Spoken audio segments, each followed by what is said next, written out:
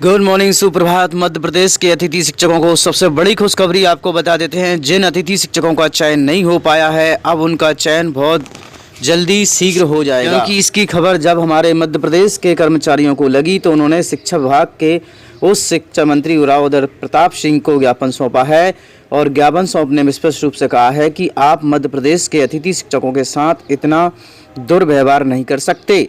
इसी को लेकर आपको बता देते हैं, शिक्षा मंत्री के द्वारा आदेश जारी करवा दिया गया है कि मध्य प्रदेश के अतिथि शिक्षकों की भर्ती शीघ्र संपन्न की जाए। इसी को लेकर मध्य प्रदेश के लोक शिक्षण संचालनालय के द्वारा यह आदेश जारी हुआ है। कामना आचार्य, अपर संचालक लोक शिक्षण संचालनालय भोपाल। इसकी पूरी प्रक्रिया किस प्रकार रहेगी, आइए विस्तार से जानेंगे। यहाँ आपको बता देते हैं, यदि किसी शाला प्रभारी या नए पद हैं तो उनको खोल दिए जाएंगे और जहाँ पे अतिथि शिक्षक हैं उनकी पूरी जानकारी, जिस शाला में अतिथि शिक्षक नहीं है उन शालाओं में अतिथि शिक्षक भेजे जाएंगे। 5/11/2024 को यह आदेश निकाला गया है। अब पूरी प्रक्रिया ध्यान से देख लीजिए। आवेदक हेतु आवश्यक सूचनाएं। आवेदकों को सूचित किया जाता है कि अतिथि शिक्षक के रूप में कार्य कर रहे शाला का विकल्प चयन की प्रक्रिया इस सप्ताह यानी कि प्रति सप्ताह की जाएगी। साप्ताहिक समय सारणी निम्नानुसार रहेगी। GFMS पोर्टल पर रिक्तियों का प्रदर्शन बुधवार को रहेगा और शाला विकल्प का चयन गुरुवार से शनिवार तक रहेगा। अभ्यर्थियों द्वारा शाला का विकल्प का चयन मेरिट के आधार पर शाला में उपस्थित हेतु सूचना रविवार को उन्हें प्राप्त हो जाएगी ऑनलाइन और शाला में उपस्थित सोमवार से लेकर मंगलवार तक होना पड़ेगा। दोस्तों, आपको सूचना कैसी लगी है तो वीडियो को लाइक करें, शेयर करें और चैनल को सब्सक्राइब जरूर कर लें। जय हिंद, जय भारत। मैं महेंद्र कुमार जैन गणित विषय का व्याख्याता हूँ। शासकीय उत्कृष्ट उच्चतर माध्यमिक विद्यालय शाडोरा, जिला अशोकनगर में पदस्थ हूँ। मैं अपने मन की पीड़ा व्यक्त करना चाहता हूँ कि जो अभी वर्तमान में उच्च माध्यमिक शिक्षक वर्ग 1 की भर्ती प्रक्रिया चल रही है, जिसमें नई ज्वाइनिंग भी हुई है, मन में कष्ट होता है कि मध्य प्रदेश के विभिन्न हाई स्कूल, हायर सेकेंडरी स्कूलों में वर्ग 1 के बहुत सारे पद रिक्त पड़े हैं। छात्र छात्राओं को उनके विषय का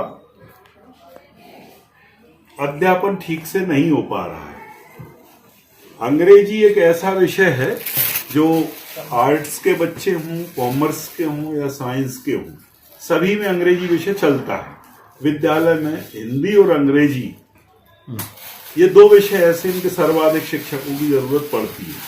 पर जब विज्ञापन निकलता है, भर्ती प्रक्रिया प्रारंभ होती है, उस समय पता नहीं हमारे विभाग के अधिकारी कौन सा फार्मूला लगाते हैं कि हिंदी और अंग्रेजी के जो रिक्त पद हैं वे क्यों शो नहीं होते हैं, उन रिक्त पदों पर संपूर्ण भर्ती क्यों नहीं हो पाती है। मैं विगत 5 वर्ष से देख रहा हूं कि हमारी जो युवा पीढ़ी है, जिसने लगभग मैं समझता हूं PSC स्तर की 2 परीक्षाओं को पास किया है, आज भी वे वेटिंग लिस्ट में डले हैं, क्योंकि पर्याप्त पद संख्या पोर्टल पर ओपन न होने से उनकी भर्ती नहीं हो पा रही है। मैं मध्य प्रदेश शिक्षक संघ, जो शिक्षकों का हितैषी संगठन है, उसका वर्षों नेतृत्व करता रहा। आज भी मध्य प्रदेश समग्र शिक्षक संघ के जिला अध्यक्ष के रूप में अशोकनगर में कार्यरत हूं। मेरा दायित्व बनता है कि मैं अपने ये छोटे बहन भाई जो बेरोजगार हैं, अतिथि शिक्षक के रूप में 8-8 घंटे अपनी उत्कृष्ट सेवाएं देकर मां सरस्वती की आराधना कर रहे हैं, बच्चों का भला कर रहे हैं। वे सरकारी नौकरी की एक तड़प जो उनके मन के अंदर है, उसको लेकर न जाने कितने स्वप्न देखते हैं, पर जब विज्ञप्ति निकलती है, जब भर्ती होती है, नियुक्तियां होती हैं, तो उनके सारे स्वप्न ध्वस्त हो जाते हैं। मैं इस वीडियो के माध्यम से प्रशासन से, शासन से, जनप्रतिनिधियों से, मीडिया से, पत्रकार बंधुओं से ये अनुरोध करना चाहता हूं कि स्कूल शिक्षा विभाग मध्य प्रदेश के हाई स्कूल, हायर सेकेंडरी स्कूलों में विभिन्न विषय के जो रिक्त पद हैं, उनकी पद पूर्ति अब आप और किसी तरह से तो कर नहीं पा रहे हैं। इन बेरोजगारों की नियुक्ति करके इनको नौकरी देकर इसकी पद पूर्ति की जाए, ताकि बच्चों का भविष्य संभल सके आज हमारे हाई स्कूल हायर सेकेंडरी का जो परीक्षा परिणाम इतना कमजोर रहता है सरकारी स्कूलों का, उसका मुख्य कारण यही है कि दूर दराज के ग्रामीण अंचल के विद्यालयों में विषयवार पर्याप्त शिक्षक नहीं है। केवल शहर में या जो सुविधा युक्त जो अच्छे कस्बा टाइप के गांव शहर हैं, तहसील प्लेस हैं, वहां तो बहुत से लोग पदस्थ हो जाते हैं, पर दूर दराज के ग्रामीण अंचल में जो हाई स्कूल हायर सेकेंडरी हैं वहां विषयवार शिक्षक न होने से परीक्षा परिणाम प्रभावित होता है। जबकि योग्य हमारे युवक युवतियों की कोई कमी नहीं है, वेल एजुकेटेड हैं, एमकॉम, एमएससी, बीएड, एमएड करके घूम रहे हैं। मुझे बड़ा आश्चर्य होता है कि जिन्होंने बीएड और एमएड किया वो आखिर क्यों किया है, बीएड एमएड की पढ़ाई क्यों करते हैं, शिक्षा विभाग में आने के लिए करते हैं। वे विभिन्न मापदंडों पर खरे उतरने के बाद भी नौकरी ठीक से प्राप्त नहीं कर पा रहे हैं, उनकी जॉब नहीं लग रही, ओवर एज की कगार पर हैं, बेरोजगारी का दंश झेलते झेलते आधे से ज्यादा जीवन बीत गया। क्या प्रशासन ध्यान देगा? क्या बच्चों के हित में सोचा जाएगा? शासन की विभिन्न जन कल्याणकारी योजनाओं के क्रियान्वयन का दायित्व आज अतिथि शिक्षक निभा रहे हैं। अच्छा होता उन्हें अगर स्थायी नौकरी मिल जाती, परमानेंट हो जाते, उनके घर परिवार का जीवन निर्वहन भी अच्छे से होता, उनके बाल बच्चों की शिक्षा दीक्षा भी अच्छे से हो पाती। इस ओर शासन को ध्यान देना चाहिए। बहुत बहुत धन्यवाद।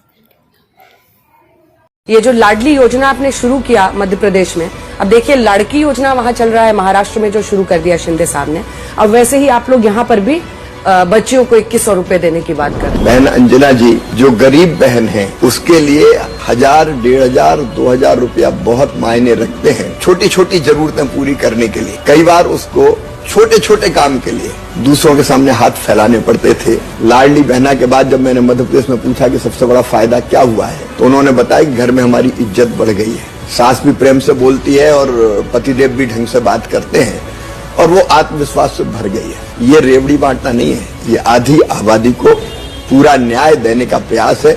आखिर धरती के संसाधनों पर औरत का भी तो हक है, स्त्री का भी तो हक है, महिलाओं का भी तो हक है, बेटी और बहन का भी तो हक है। ये हक देने का काम है उनको। मध्य प्रदेश में हमने किया तो मध्य प्रदेश का बजट है 3,65,000 करोड़, उनमें से 16,000 करोड़ रुपया 1,32,00,000 बहनों की जिंदगी को बनाने के लिए अगर देते हैं तो ये न्याय है, ये रेवड़ी नहीं है। तो शिवराज सिंह मामा जी, आपने मध्य प्रदेश के अतिथि शिक्षकों के साथ कितना बड़ा झूठ बोला है। आपको शर्म आना चाहिए। मध्य प्रदेश के अतिथि शिक्षकों के साथ आपने इतना बड़ा विश्वासघात किया है, आपको जनता माफ़ नहीं करेगी। और आपने कहा था कि मेरे मध्य प्रदेश के अतिथि शिक्षकों के लिए मैं विभागीय परीक्षा लेकर उन्हें नियमित करने का प्रयास करूंगा और 12 माह का अनुबंध रहेगा और हर 1 तारीख को उनकी तनख्वाह दी जाएगी। कहाँ चली गई आपकी पत्थर की लकीर? खुद केंद्रीय मंत्री बन गए और मोहन यादव को मुख्यमंत्री बना गए, और अब मुख्यमंत्री मोहन यादव जी कह रहे हैं कि भाई मैंने तो ये वादा किया ही नहीं। तो सरकार पल्ला झाड़ रही है। आपको बता देते हैं मध्य प्रदेश की सरकार बीजेपी सरकार घुष्ट सरकार है। आपको बता देते हैं ऐसी सरकार को चलाने के लिए उनके राजतंत्र में बैठे नेताओं की गलती है। मुख्यमंत्री श्री मोहन यादव जी से निवेदन है और श्री शिवराज सिंह चौहान जी से निवेदन है कि ऐसे घूसखोर कर्मचारियों को तत्काल प्रभाव से हटाया जाए। हमारे मध्य प्रदेश के अतिथि शिक्षकों की भर्ती जो है उसे पारदर्शिता से की जाए, उसी में किसी भी प्रकार का घोटाला ना किया जाए। और जिन्हें शिक्षकों की व्यवस्था को सुधारने का यदि सही तरीका मालूम नहीं है तो वो सुधार लें, क्योंकि शिक्षक इतना बड़ा होता है, जब शिक्षक अपने पर आता है तो अच्छों की झकर उतार देता है। शिक्षक ही विश्व निर्माता होता है। सफलताएं और असफलताएं उसकी गोद में खिलती हैं। याद रखना, मध्य प्रदेश के अतिथि शिक्षकों के साथ आपने जो इतना बड़ा घृणा कार्य किया है, इसके लिए भगवान आपको छोड़ेगा नहीं, क्योंकि हिसाब सबका बराबर होता है। याद रखना, किसी का आगे से होता है तो किसी का पीछे से होता है। मेरे मध्य प्रदेश के अतिथि शिक्षकों, आप लोग हमेशा आप मन में विश्वास रखो, एक दिन हम लोगों को सफलता जरूर मिलेगी। हताश और उदास होने की आपको आवश्यकता नहीं है। हमारे मध्य प्रदेश के 55 जिले के सभी अतिथि शिक्षक भाई बहनों को यह सुभाषित करते हैं कि हमारे मध्य प्रदेश के अतिथि शिक्षक इस बात की उम्मीद रखें और आपकी साप्ताहिक चॉइस फिलिंग होगी। सभी अतिथि शिक्षकों की भर्ती होगी। अंत में जय हिंद, जय भारत। सभी स्वस्थ रहें, मस्त रहें। जय हिंद, जय भारत।